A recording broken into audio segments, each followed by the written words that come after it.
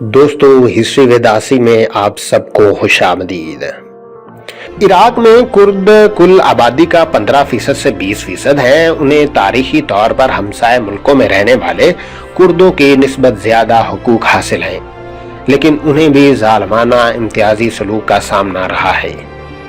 1946 میں مصطفیٰ بزرانی نے عراق سے خود مختاری حاصل کرنے کے لیے کردستان ڈیموکریٹک پارٹی بنائی تھی، لیکن ان کی مسلح جدوجہد 1960 کی دہائی میں شروع ہوئی۔ عراق میں حکومت نے سن 1970 میں کردوں کی اکثریتی آبادی والے تیل کے کنووں سے مالا مال علاقوں، خاص کر کرکوک میں کردوں کو زبردستی بے دخل کر کے عرب قبائل کو آباد کرنا شروع کر دیا۔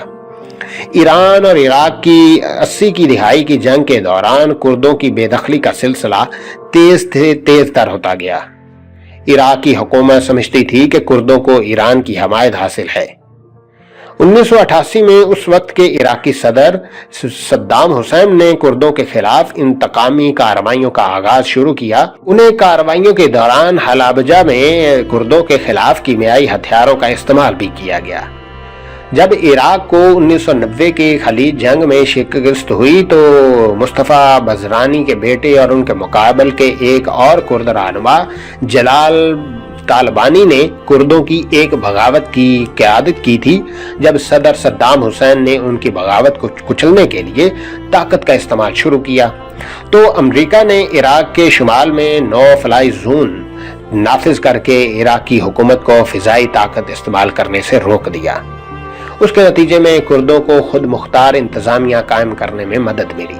برزانی کے بیٹے اور طالبانی کے درمیان شکست کے اشراق کے معاہدہ ہوا، لیکن 1994 میں دونوں میں کشیدگی پیدا ہوئی اور کرد علاقے ایک مرتبہ پھر سے آپس میں خانہ جنگی کا شکار ہو گئے۔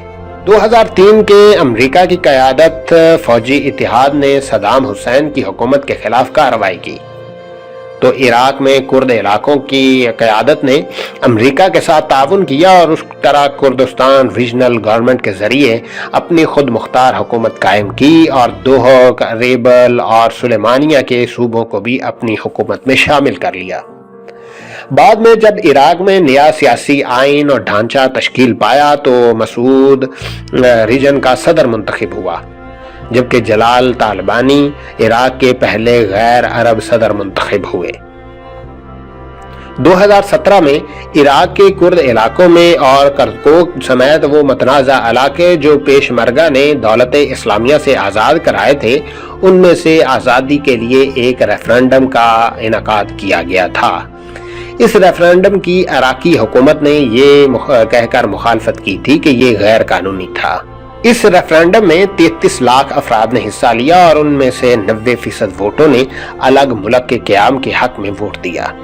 کردستان ریجنل حکومت کے اہلکاروں نے کہا کہ اس ریفرنڈم نے انہیں اس بات کا مینڈیٹ دے دیا ہے کہ وہ اپنی آزادی کے لیے بغداد سے مذاکرات کریں، لیکن اس وقت کے عراق کے وزیر اعظم حیدر العبادی نے کہا کہ پہلے وہ اس ریفرنڈم کو کالعدم قرار دیں گے۔ اس کے اگلے مہینے عراقی فوج نے کرکوک کے تیل کے کنووں پر قبضہ کر لیا جو اس سے قبل کردوں کے زیر قبضہ تھے۔ کرکوک کے کنووں کی آمدن سے محروم ہونے سے کردوں کی آزادی کی کوشش کو گہری ٹھیس پہنچی۔